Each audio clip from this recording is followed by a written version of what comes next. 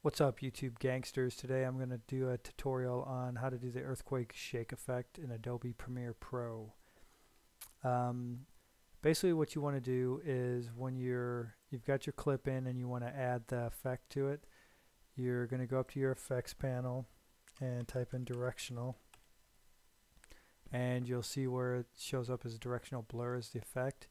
You want to pull that down onto your clip, and that's going to pull the effect over here onto your effects control. To add the effect, you're going to use keyframes.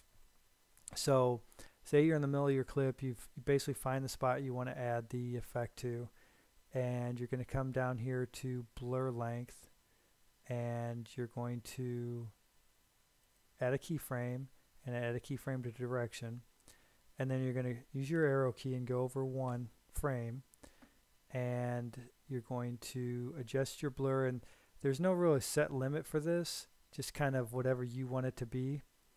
We'll go ahead and start it with 25. Then you use your arrow key, arrow over one more frame, and you reset it back to 0, and then you arrow over again, and this time you go a little bit higher, maybe up to about 45.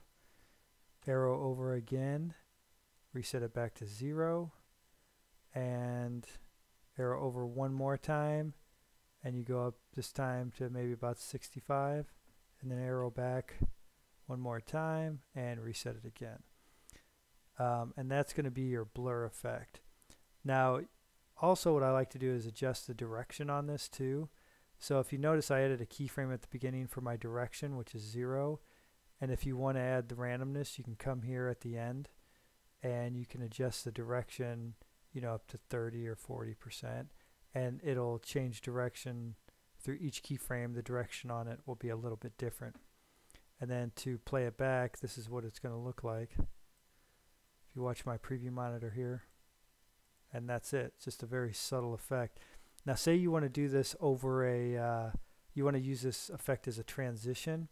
What you would need to do, since you can't really do it in the clips, you would need to add an adjustment layer and add this to your adjustment layer, the effect to your adjustment layer. So what I would do is add the adjustment layer in, and you kind of want to trim it down. I'd probably take it out maybe no more than 10 frames. So if you hit shift and then arrow over twice, and that's going to take you about 10 frames, and then the other way too. And then what you want to do is you want to move your marker over right where the cut is, and you're going to add this effect onto your adjustment layer, and you're going to start off with a blur right at the cut.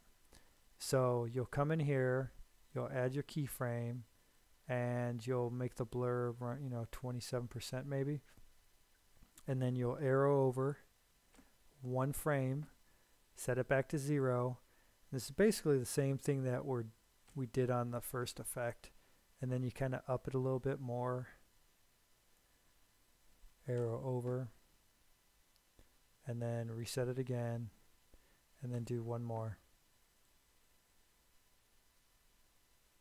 to about 60 or 70, and then you arrow over one more and then reset it, and then you go back and you go the other direction, and you're going to set that to 0, one frame away from the cut, and then you go one more frame out, you add it up to about 30 or 40, one more frame to the left, 0,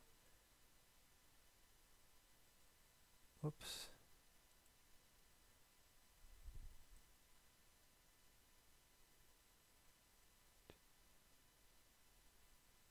okay, and I would do one last frame and up it a little bit more, maybe get it up to close to 70, and then you do one more frame over